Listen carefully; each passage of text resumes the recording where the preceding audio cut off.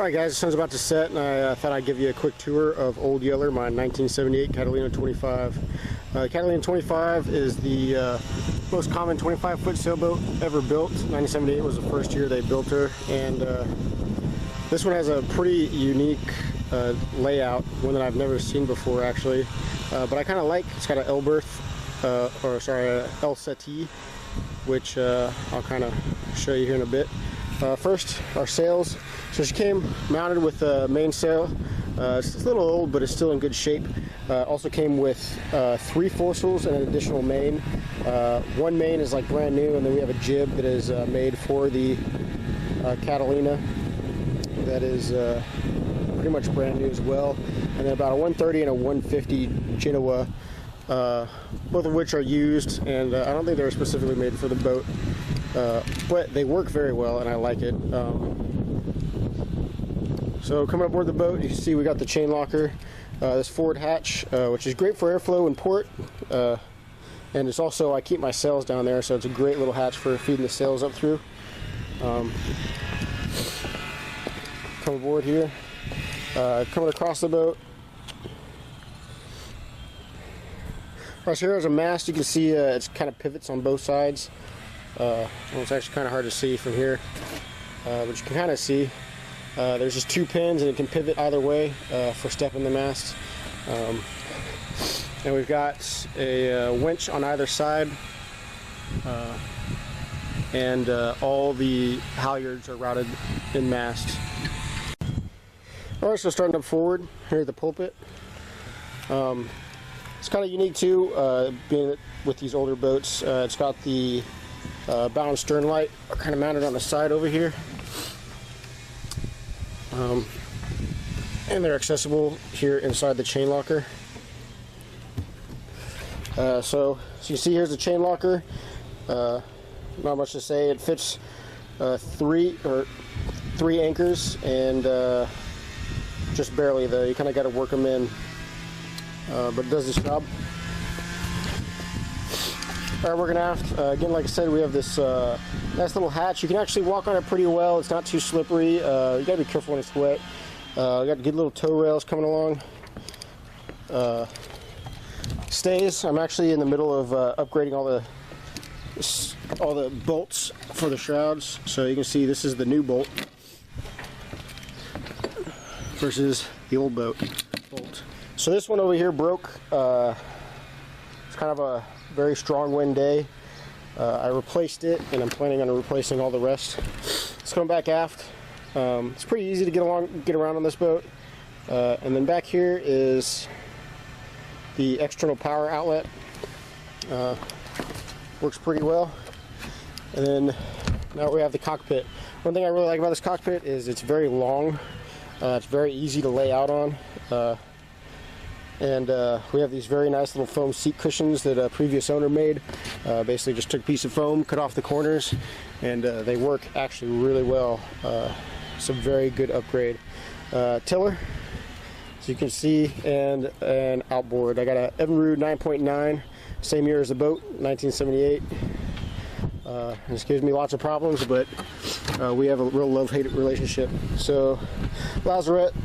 The one to starboard is not very deep, but it's a great place to, it's where I keep my cleaning supplies and also my quick grab engine stuff. You can see the spark plug puller right there. The reason why this one is not very deep is there's a quarter berth underneath it. This side, it's much larger. You can see my bilge pump here on the side. Going below, it's a gas tank. And just tons of storage. It does collect water in there. I think it's due mostly to condensation. That's a problem I'm still trying to sort out. Alright, going below. Nice companionway. There's not really any handholds, but it doesn't really need any because there's no headroom. You can just hold on to the side, no problem. So here's the layout that I was talking about. That's a little bit strange. So it's a L-shaped settee in the saloon. This table actually lowers down and makes for a double wide berth, but it's kind of short, I think about 5'6" so it's great for kids. Then starboard settee. Down here you got access to your anchor bolt, or excuse me, your keel bolts. To port, we've got our galley. You've got your sink with a hand pump. There's a little ice box back there, and an alcohol stove. The alcohol stove does work. Me and my buddy Keith worked on that for a good afternoon and got it running really well. You have your battery selector. Also back here behind the sink is your switchboard. We keep our batteries down here below the port settee, and then a lot of storage under there. And then on the forward side of that, the L, that's where we have access to the seacocks for the head. The head just empties into the sea on this boat, so it's only for emergency use only. But it's there if we need it. There's no holding tank. And it's also a good storage area. You gotta be careful though, because it tends to get some water in there.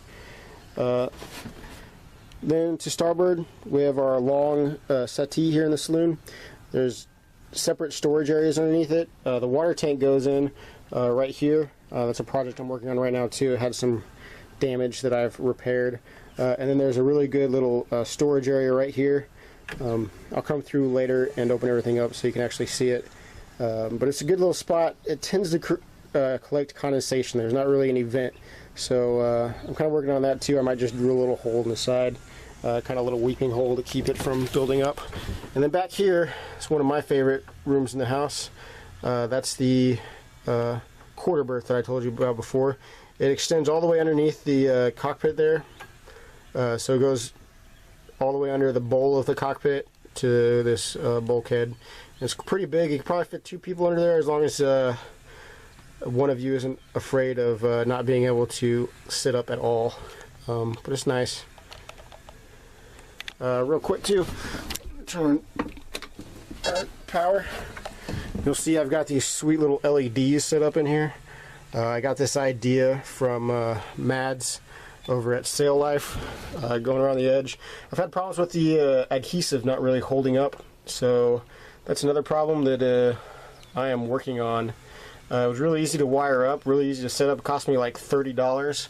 You can see I kind of tapped into the wiring there for the lights, which I'm currently converting into LED.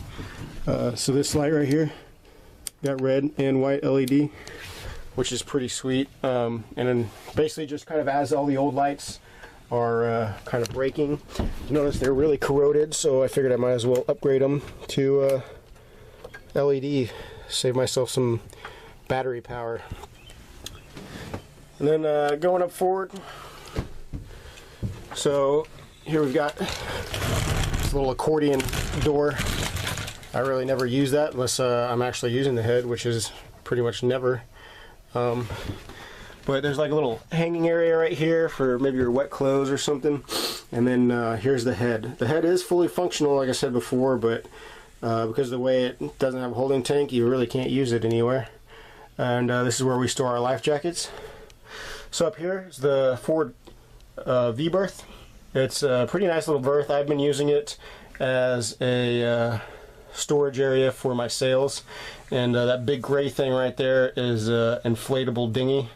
I've only really used it for maintenance work, never as an actual dinghy. And then I've also got back here my climbing equipment for climbing the mast. And it's actually little cornhole boards, that wooden box back there. Underneath here is another storage area and also access to the sounder, to the transducer for the depth sounder, which doesn't work right now. So that's another problem that I'm going to be working on this boat. Alright, here's the other part of the settee, the storage area. It's where I keep the 2 house batteries. Keep them on a little float charger, and it's also a nice little storage area. Works pretty well. It seems to be collecting moisture right now in these hot days of summer, so I'm going to go ahead and leave it open while I'm gone for probably about the next week. Alright, the starboard settee, storage areas. So underneath here is the water tank and a little access to some more storage. This is kind of temporary line storage. I know it's not a good place to keep them, but for now it works. And I'm finishing up a repair on this water tank. Once I get it fixed up, we'll see how it works. This also gives me more access to the storage area underneath the quarter berth. There's all kinds of storage area over there underneath there, but it's kind of hard to get to, so I don't keep a lot of stuff under there, but it's a really good place for long stuff like boat hooks. So here's the other storage area. This is a really good little utility area. I keep all my little knickknacks and repair things. You can see there's like washers and cotter pins and all kinds of crap in there, electrical connections. But like I said, this one's kind of been collecting a little bit of water, and it doesn't really have anywhere to vent, so that's something I need to get a solution for. If anybody has any questions or wants me to explore anything deeper, just leave a comment, and I'll be happy to appease you.